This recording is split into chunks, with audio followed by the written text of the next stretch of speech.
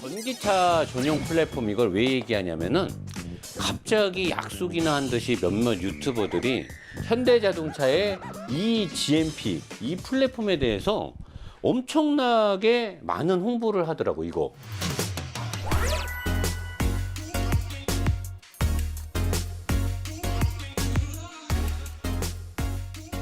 경쟁력을 갖춘 전기차 전용 플랫폼 이 GMP를 발표했는데, 수소 전기차에 이어 순수 전기차 분야에서도 선도 업체가 어쩌고 저쩌고 했다라고 하는데, 지금 현대자동차가 수소 전기차에 있어서 선도 업체가 돼 있나요? 지금 우리나라에서 판매된 넥소 수소 전기차 어떻게 됐죠? 충전 시스템의 문제부터 해서 여러 가지 있고, 유럽이나 미국에서는 일반 승용차에서는 수소 전기차를 안 쓰려고 하는 거죠. 화물차에서만 적용하려고 하는 거고, 수소 전기차의 인프라 구성을 하려면 어마어마한 수십조의 돈이 깨져야 돼요. 그거를 구성할 수도 없을 뿐더러 일반적인 도심 이 공간 안에 수소전기 충전 시스템을, 수소의 충전 시스템을 만들기도 어려워요. 전기차만을 위한 최적화의 구조다. 이제 여기서 여러분들이 봐야 되는 게, 전기차 전용 플랫폼을 현대만 이 GMP를 만들었냐? 그렇진 않아요. 폭스바겐에서는 MEB라고 해서 모듈러 이 안티브에 어쩌고 저쩌고, 이게 독일어로 써나가고 이 새끼들이 그냥. 현대자동차는 이 GMP, 엘렉트로닉 글로바르 모듈라 플랫폼. GM은 BEV3라고 해서 배터리 엘렉트로닉 베이클 뭐 어쩌고 저쩌고 해갖고 GM 제너럴 모터스도 이게 있고요. 다임러 머세디스에서는 모듈러 엘렉트릭 아키텍처라고 했고, 여기도 이 모듈 플랫폼이 있어요. 이미 다른 제조회사들도 다 하는데 여기 공통점이 있죠. 전부 다 내연기관 회사들이, 내연기관. 근데 사실 전기차는 지금 루시드가 이제 강력하게 뭐 고성능을 갖고 나오네 어쩌네 하고 있고, 미국에서는 일론 머스크의 테슬라가 있죠. 이 테슬라가 있는데, 자, 테슬라는 지금으로부터 약 10년 전에 이 전기자동차 전용 플랫폼인 이 GMP, MEB, BEV, MEA 등등에서 요거예요. 요 플랫폼을 말하는 거거든요. 요거를 뭐라 그러냐면 스케이트 보드 플랫폼이라 그래요. 이 바닥을 스케이트 보드처럼 만들어 놓고 여기에 배터리 팩을 둔 다음에, 배터리 팩 위에 요 제가 노란색으로 해놓은 게 이게 얘 프레임인데요. 이 프레임을 여기다 이제 붙이는 건데, 자, 배터리 팩을 여기다 두고 앞바퀴 쪽에 모터랑 그 다음에 인버터가 들어가 있고, 뒷바퀴 쪽에도 모터랑 인버터가 들어가 있는 이 네모난 거를 이 배터리 팩에서 연결해 갖고 얘를 앞뒤로 밀고 당기면 휠 베이스를 자유롭게 만들 수가 있어요. 거기에 맞춰서 위에 올라가는 이 프레임을 맞추면은 길게 짧게 그 다음에 높게 만드는 것도 가능하죠. 그리고 나서 요거랑 요거를 붙이고 여기다가 박스를 딱 얹으면 버스 같은 차가 되는 거예요.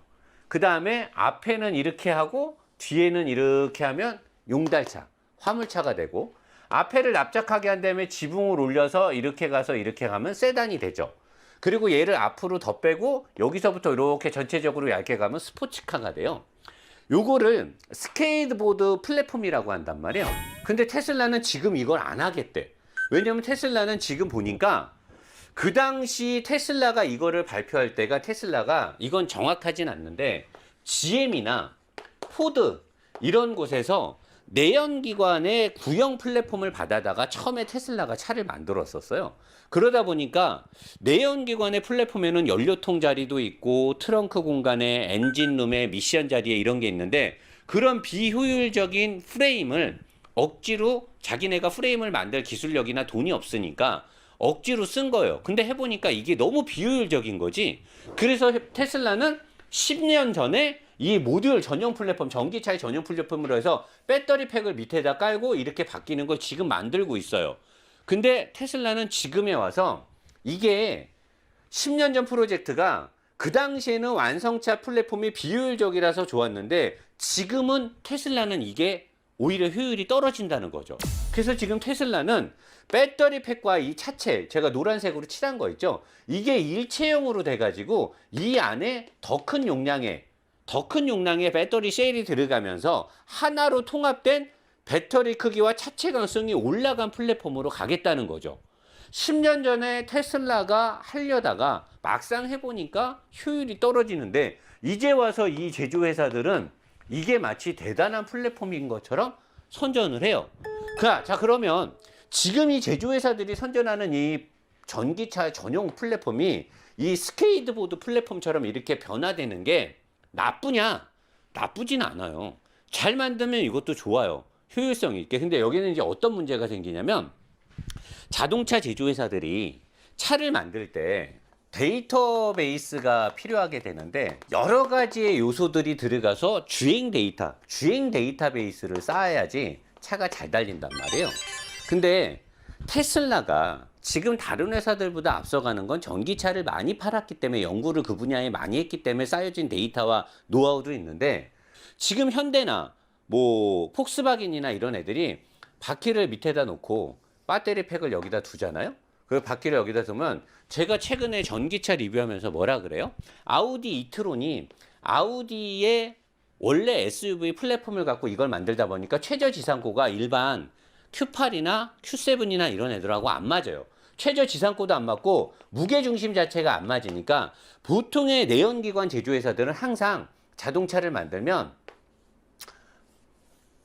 이렇게 만들면 엔진이 여기 있고 그 다음에 미션이 여기에 있고 이렇게 드라이브 트레인이 연결되고 전체적인 무게중심이 플랫폼, 프레임을 기준으로 봤을 때 밑에 쪽에 편중되게끔 차를 만든 적이 없어요. 그러니까 얘네들이 여기에 로우암과 어퍼암과 서스펜션이 연결돼 있고 뒷바퀴에도 서스펜션이 연결돼 있고 댐퍼 스프링이 달려 있으면 얘네들의 주행 데이터는 이쯤 어딘가에 무게중심에 롤센터가 잡혀 있을 거란 말이에요. 그리고 이거를 중심으로 동적인 움직임에 관련돼서 서스펜션의 움직임에 관련된 주행 데이터를 어마어마하게 갖고 있는 거죠. 근데 지금 전기차 전용 플랫폼으로 가게 되면 얘가 이렇게 밑으로 내려와요. 그러면 낮은 속도 한 150km까지 달릴 때는 일반적인 제조회사들이 무게중심이 밑에 있기 때문에 이걸 가지고 차를 세팅하면 제조회사는 더없이 쉽고 좋죠. 왜? 항상 무게중심이 높이 있었던 차에서 모든 것들이 내려오니까 설계가 좋아요. 근데 이제 속도가 빨라지게 되면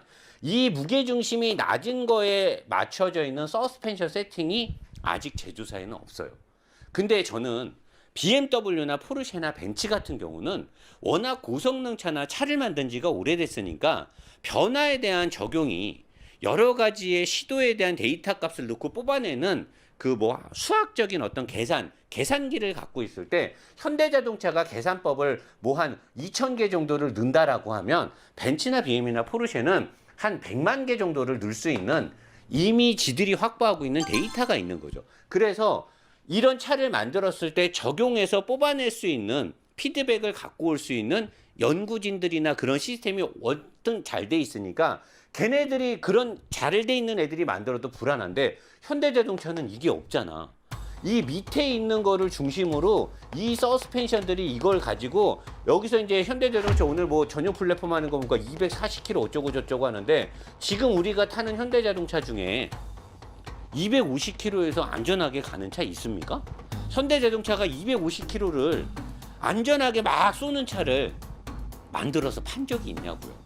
그동안 모든 제조사들은 프레임이 위에 이렇게 있었고 엔진과 미션이 위에 있고 서스펜션을 달고 이러니까 현가 질량이 중요했기 때문에 알루미늄 합금이라든가 이런 걸 써서 진동 감쇄와 함께 서스펜션 발목의 가벼움을 추구했는데 지금은 진짜 무거운 게 맨 바닥 바퀴보다 오히려 밑에 쪽에 있기 때문에 현가 질량에서도 약간 현타가 올 수가 있어요. 그래서 지금은 현가 질량도 질량이지만 서스펜션의 재질들이 FRP하고 카본 이거에 대한 방대한 연구가 굉장히 많이 진행돼요. 여러분 생각해보세요.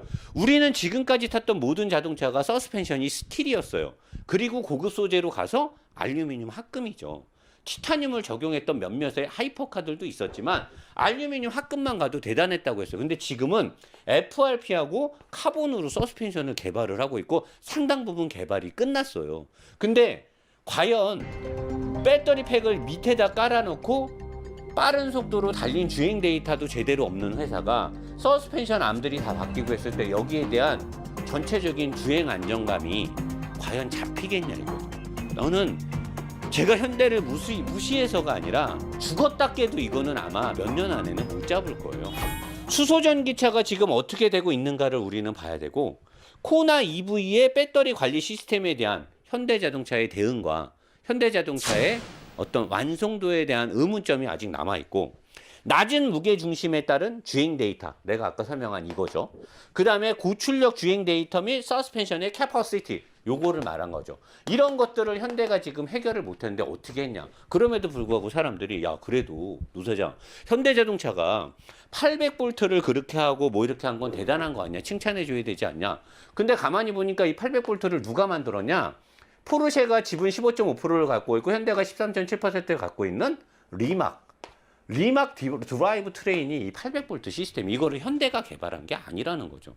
사람들은 현대자동차가 자체적으로 엄청난 거를 개발한 줄 아는데, 원래 리막에서 예전은 아니고 불과 한 1, 2년 전에 리막에서 만든 파워트레인이고, 이걸 가지고 포르쉐가 타이칸을 가지고 800V를 사용하는 타이칸을 만들었고, 이 시스템을 지금 현대가 갖고 와서 하겠다는 거죠.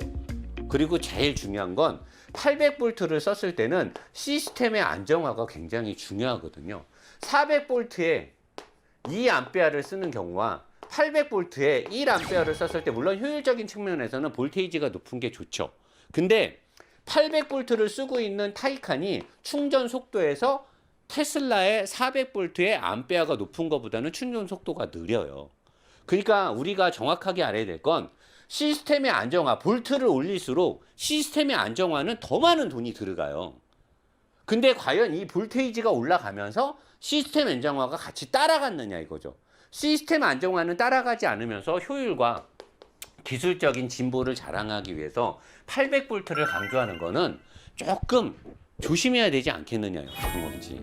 그리고 그 많은 유튜버들이 자동차 리뷰어라면 좀 주관적인 관점을 가지고 명확하게 좋고 나쁨에 대한 자신의 의견을 강력하게 넣어서, 왜? 평가하는 사람이잖아요, 리뷰어는. 그럼 자신의 의견을 넣어서 이거는 이렇게 될 것 같은데 뭐 나중에 틀릴 수도 있지. 의견이 100% 맞을 필요는 없잖아요. 너무나 터무니없는 어그로나 말도 안 되는 의견은 아니지만 그래도 경험에서 우러나오는 저처럼 이거에 대한 좋고 나쁨을 좀 이 소비자나 시청자들한테 강력하게 의견을 좀 어필해야 되는데, 무슨 현대자동차 무슨 뭐 포트폴리오 보는 줄 알았어요.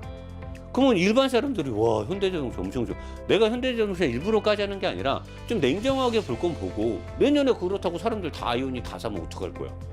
정확하게 소비자들이 재고 판단할 수 있는 기준을 우리가 제시해야 되는 게 진짜 리뷰어가 해야 될 일이 아니겠느냐. 이렇게 말하니까 또 내가 존나 멋있는 것 같네. 일단 자리로 가도록 하겠습니다. 목이 말라서.